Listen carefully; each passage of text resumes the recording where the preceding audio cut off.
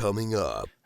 For the average family where the backstop applies, is there more money coming into Canadians' pockets or leaving their pockets?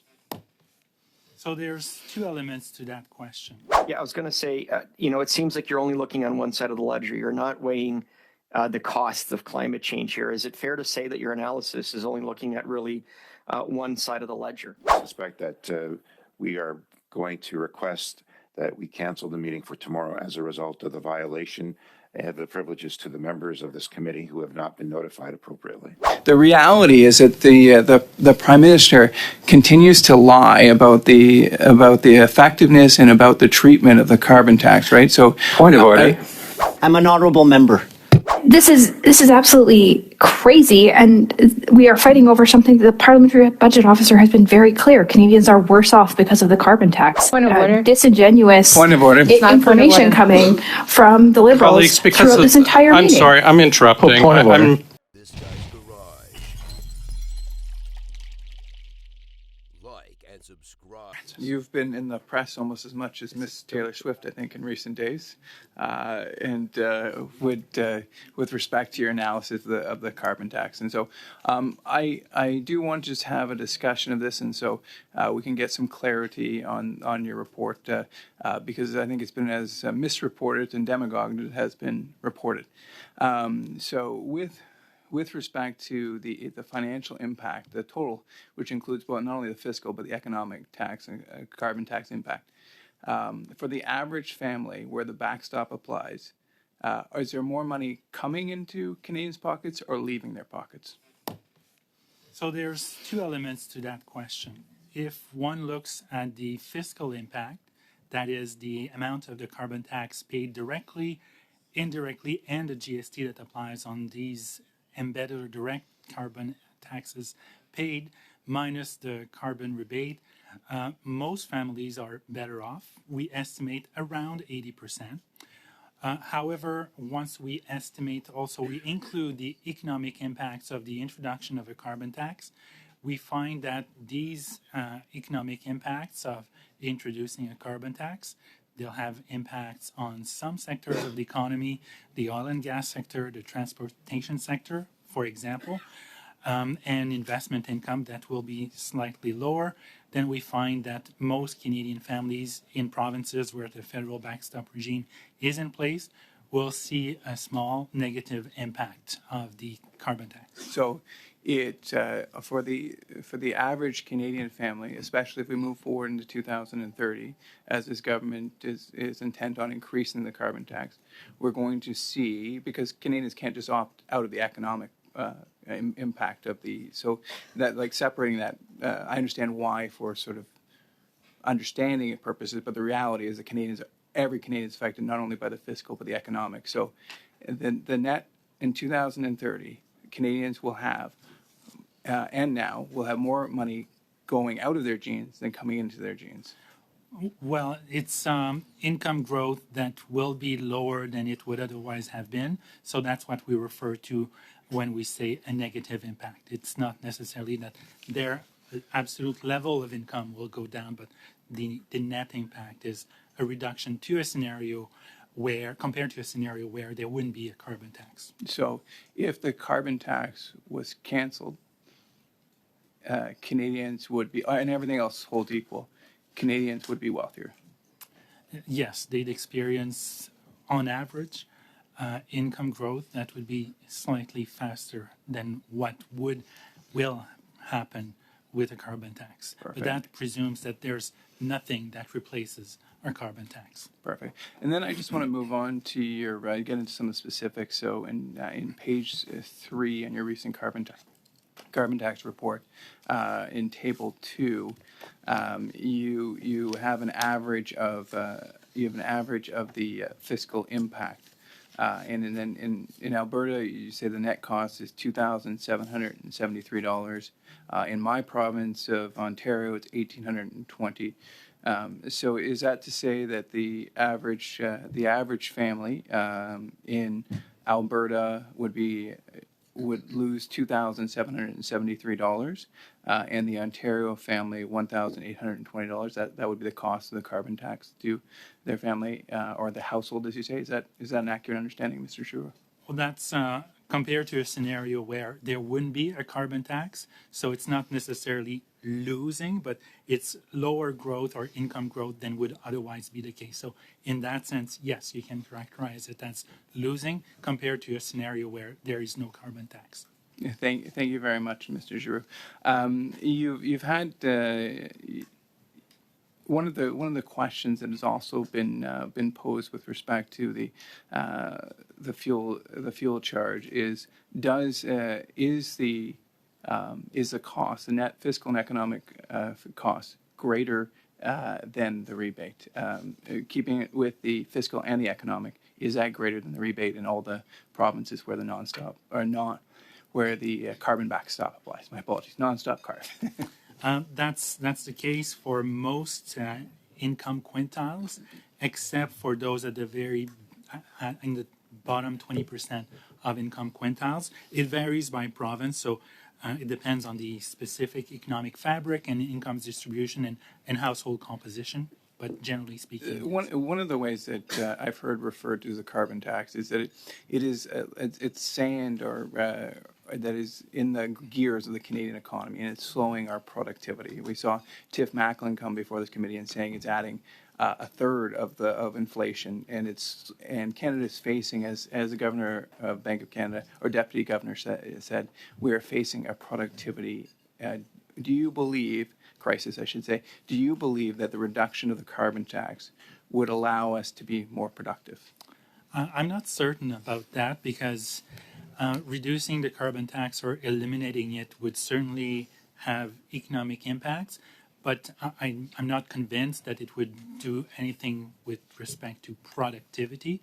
So it's not something that we have looked at, like the productivity impact of a carbon tax or not. I think there are many factors that come into play when determining productivity and the productivity increases or increases in productivity of specific sectors. So I wouldn't venture that far into the analysis.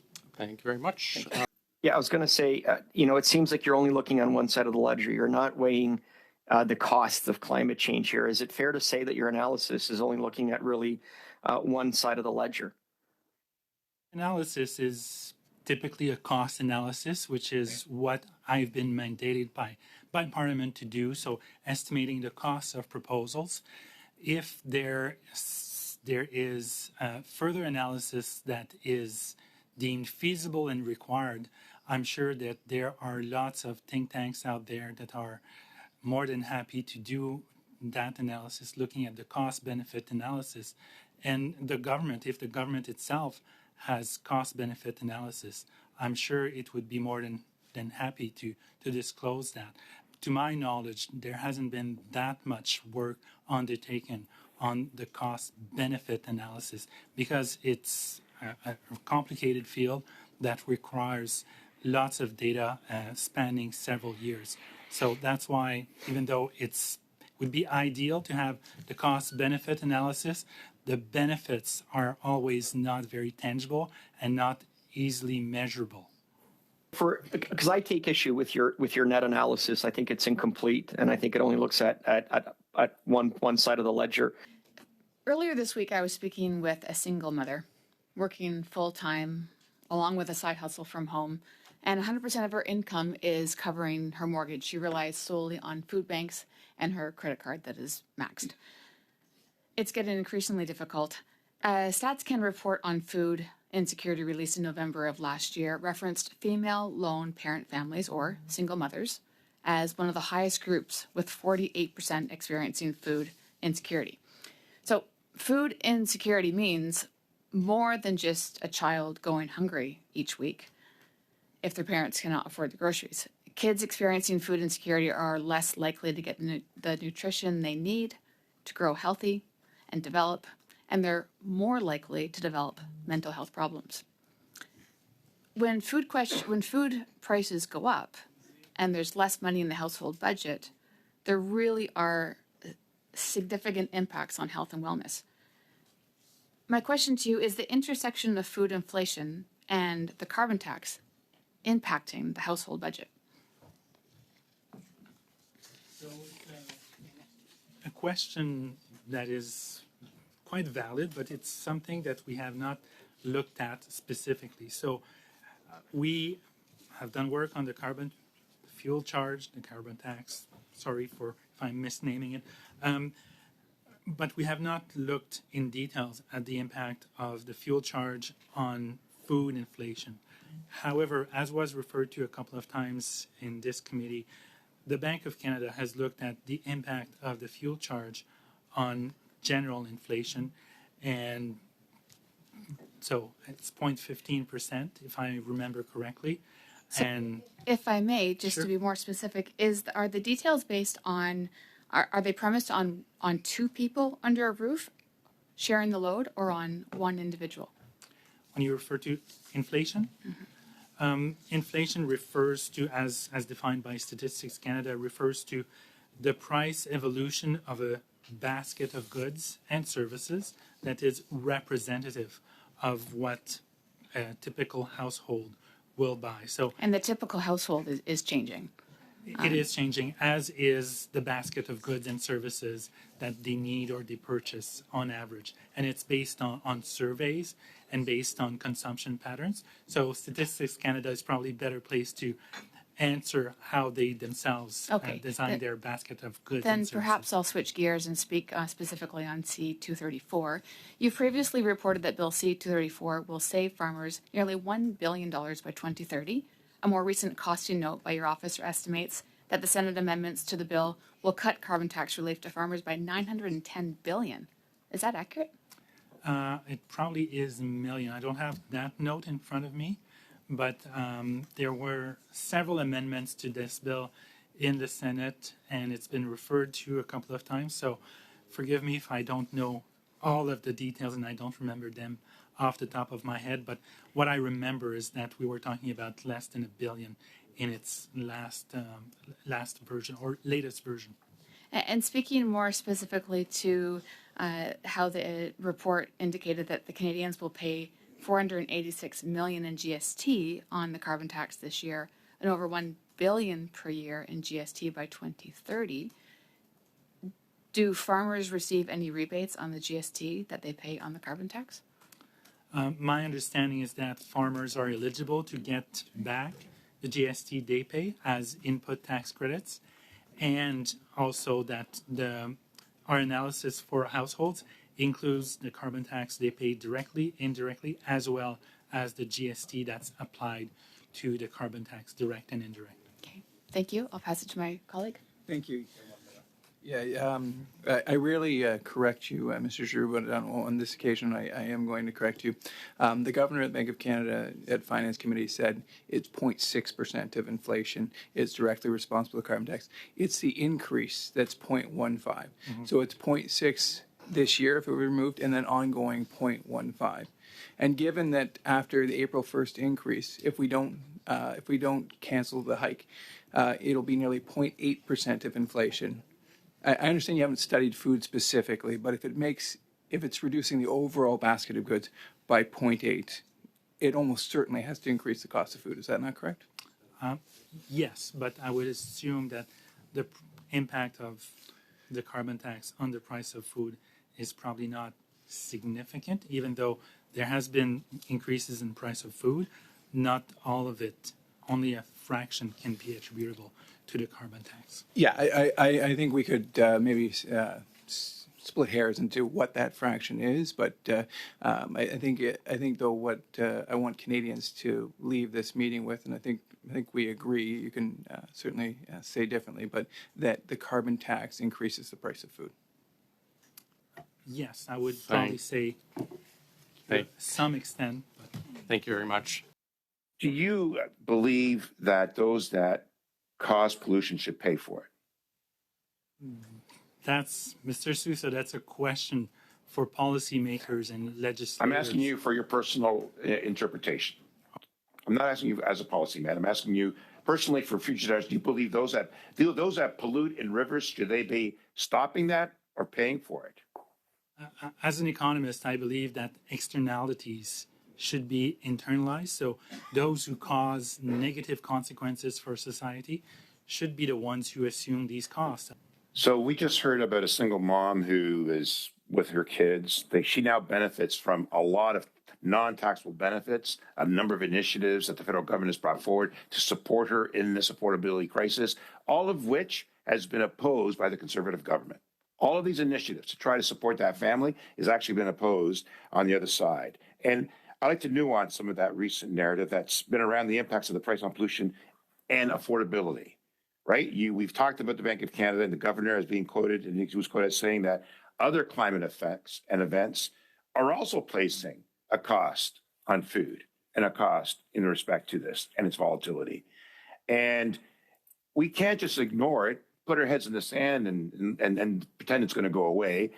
I'm wondering if you agree with the governor on this issue.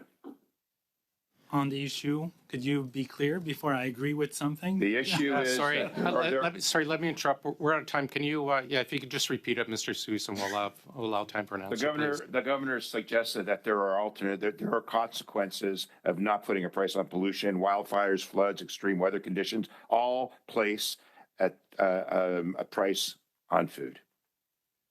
Climate scientists are almost unanimous in saying that climate change will have impacts on our lives, and I'm willing to believe the science on this one, as on many things. With that, we thank Mr. Giroux, Ms. Griswold, Ms. Van der Rees, as always, for joining us. Appreciate your time. Mr. Sousa.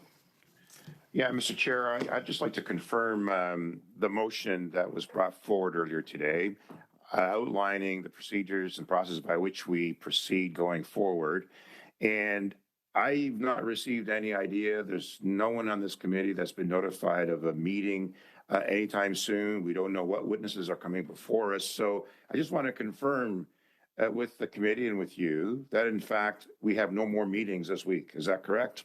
No, and I want the committee to, and I want the members to engage here. Yeah, notice is out for the meeting tomorrow, Mr. Sousa.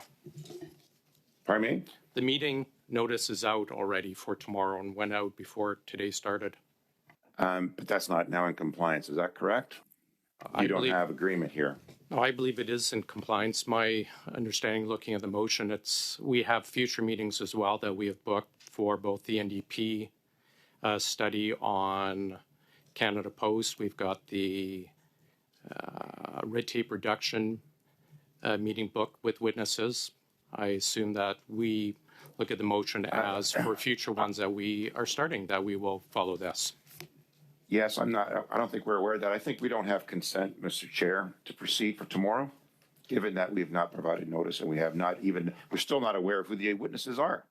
Who are the witnesses tomorrow? That's not even been discussed. It's on the notice, Mr. Sousa. If you look at the notice, you will see who's been booked. And again, it went out before the meeting started. I think there is a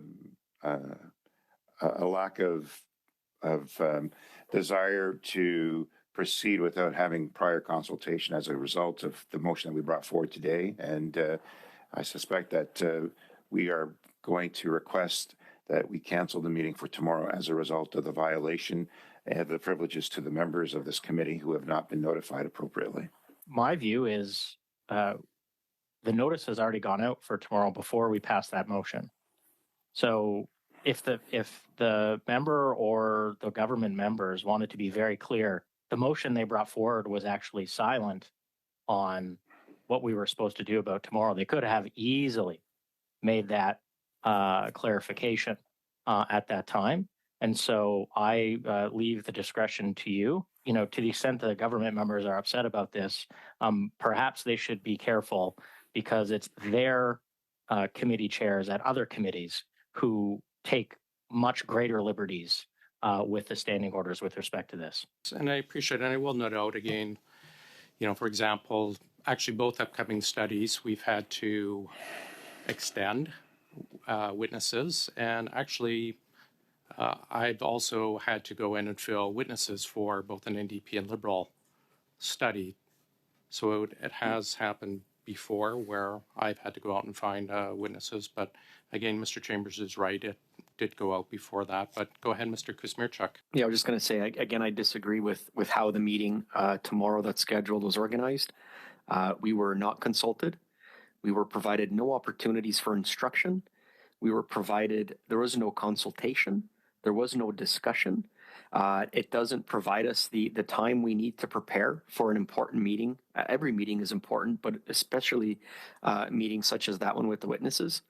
And this is not how we've conducted business in the 5 years that I have been on committee. And so I am simply registering my absolute wholehearted disagreement with the way all of these meetings have been scheduled this week. And it is not aligned with the motion that we passed earlier in today. And I want to register my complete disagreement and disappointment with how these last 3 meetings have been organized, completely without any consultation input from this committee. Thank you. Ms. Atwin? Thank you, Mr. Chair.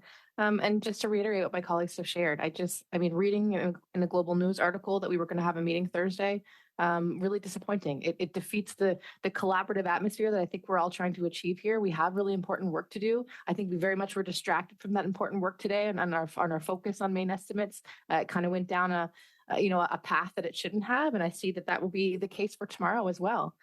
Yeah, I'll address that before I get to you, Mr. Sousa.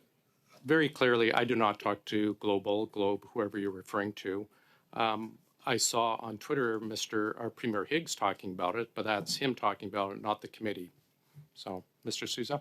Yeah, Mr. Chair, given the discussions that we're having, maybe it's appropriate just to put forward a motion again, given the lack of consultations and lack of advisement to us and the violation of our privileges as members.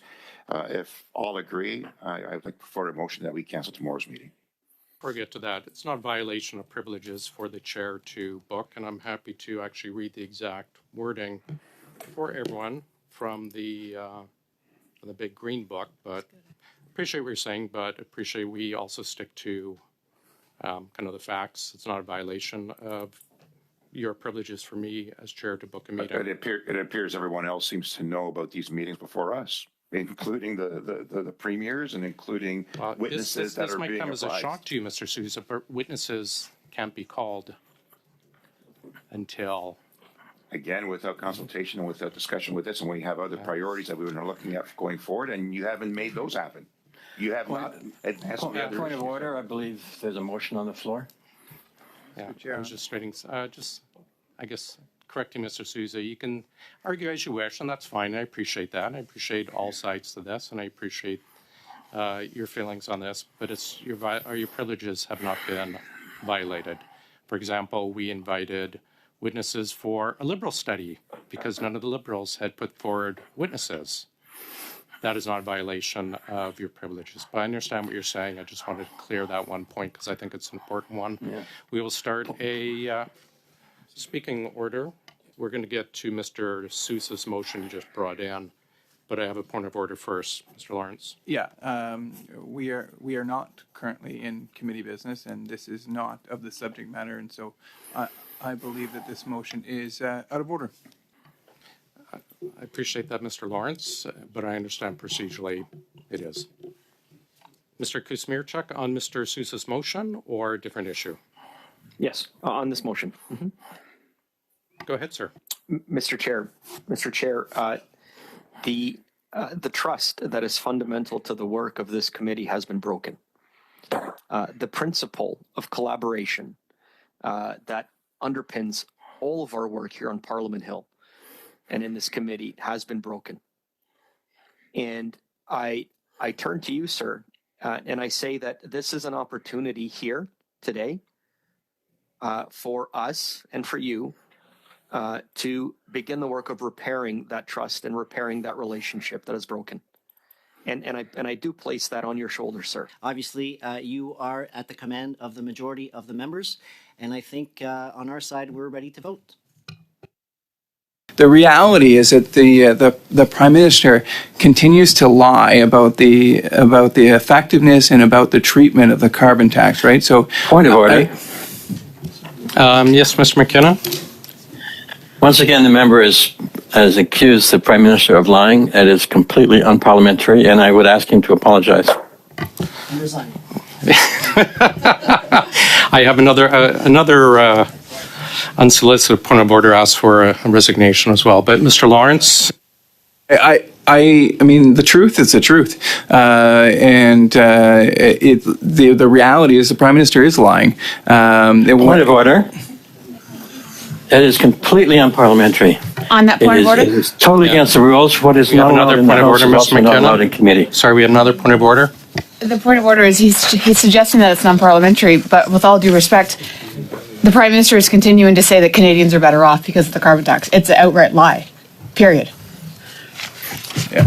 Thank you. I think we were at Mr. McKinnon. Once again, I believe that's a violation of the standing orders and the general practice of the House to accuse a member of lying. And I would ask both members now to apologize. I would cite the following letter as evidence of a lie, so. Point of order, Mr. Chair. I just point of order on parliamentary.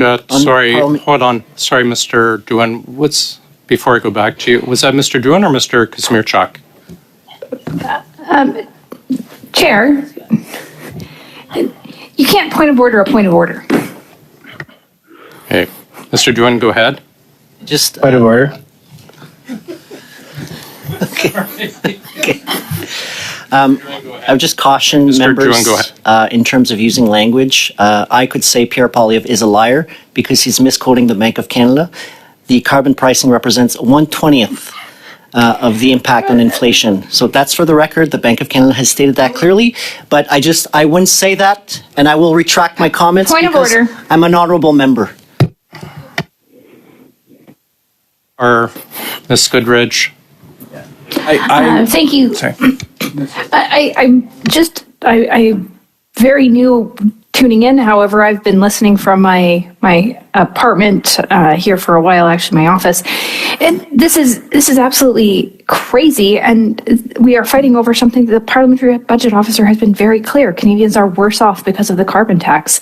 There's been absolute disingenuous information coming from the Liberals throughout this entire meeting. I'm sorry, I'm interrupting. Because of all this is ridiculous. This is disorder. I am adjourning. Enough.